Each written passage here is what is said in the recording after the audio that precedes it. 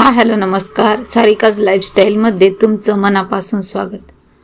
अनेक जण आजही मानतात की काळी मांजर रस्ता ओलांडली तर अपशगुन होतो, पण ही फक्त लोकमान्यता आहे की शास्त्रातही याचा उल्लेख आहे.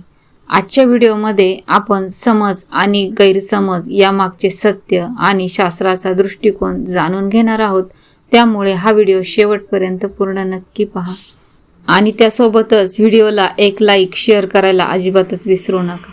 तर बघा, काळी मांजर रस्ता ओलांडली की कामं बिघडते असा समज अनेक ठिकाणी प्रचलित आहे. पण हिंदू धर्मग्रंथांमध्ये काळी मांजर रस्ता ओलांडल्याने अपशकुन होतो असा स्पष्ट उल्लेख आढळत नाही. ही प्रामुख्याने लोकमान्यता आहे. काळ्या मांजरीबद्दल लोकपरंपरेतील समज. पहिला म्हणजे काळी मांजर रस्ता ओलांडली तर काही वेळ थांबावे अशी प्रथा काही भागात आहे. पूर्वीच्या काळी रात्री प्रकाशाची सोय कमी असल्यामुळे काळी मांजर अचानक समोर आल्यास अपघात होण्याची शक्यता असे त्यातून हा समज रूढ झाल्याची काही अभ्यासक म्हणतात किंवा मानतात. तर आपण बघूया शास्त्र काय सांगते. वेद, उपनिषदे, भगवद्गीता, रामायण, महाभारत किंवा प्रमुख पुराणांमध्ये काळी मांजर रस्ता ओलांडल्याने काम अयशस्वी होते असा स्पष्ट नियम नाही. धर्मशास्त्रानुसार शुभ अशुभापेक्षा कर्म, श्रद्धा, गुरुकृपा आणि ईश्वरभक्ती यांनाच अधिक महत्त्व आहे. जर काळी मांजर समोर आली तर काय करावे? घाबरू नका किंवा अंधविश्वास बाळगू नका.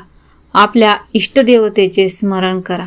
ओम गणपते नमः किंवा श्री स्वामी समर्थ महाराजांचा मंत्र असेल किंवा तुम्ही ज्या देवाला मानत असेल त्या देवाचं नाव घ्या आणि आत्मविश्वासाने पुढे जा. वाहन चालवत असाल तर फक्त सुरक्षिततेसाठी वेग कमी करा. सगळ्यात महत्त्वाचं म्हणजे काळी मांजर हा निसर्गातील एक निरुपद्रवी प्राणी आहे. तिच्याशी क्रूर वर्तन करू नये. कोणत्याही शकुनापेक्षा सत्कर्म, योग्य नियोजन आणि ईश्वरावरील श्रद्धा यांमुळे जीवनात यश प्राप्त होते. तसेच काळी मांजर आणि शुभ संकेत. मांजर घराजवळ राहणे म्हणजे उंदरांपासून संरक्षण. काळी मांजर दिसणे म्हणजे गूढ संकट टळणे असा सकारात्मकता अर्थही काही ठिकाणी घेतात. मांजराची चपळता हे लक्ष्मीचे एक रूप मानले जाते. श्रद्धा ठेवा, सेवा करा, चांगले कर्म करा आणि ईश्वरावर विश्वास ठेवा. आजची माहिती तुम्हाला कशी वाटली हे मला कमेंट करून जरूर कळवा. व्हिडिओला जास्तीत जास्त लाईक आणि शेअर करा. यामुळे हा व्हिडिओ इतरांपर्यंत पोहोचण्यास मदत होते. तसेच तुमचा काही अनुभव असेल तर कमेंटमध्ये नक्की शेअर करा आणि जास्तीत जास्त व्हिडिओला लाईक, शेअर, सबस्क्राईब करा. मी सारिका या नोटवर तुमच्या सगळ्यांची रजा घेते. भेटूया पुन्हा अशाच आध्यात्मिक धार्मिक माहितीसह पुढच्या व्हिडिओमध्ये. तोपर्यंत सगळ्यांना श्री स्वामी समर्थ.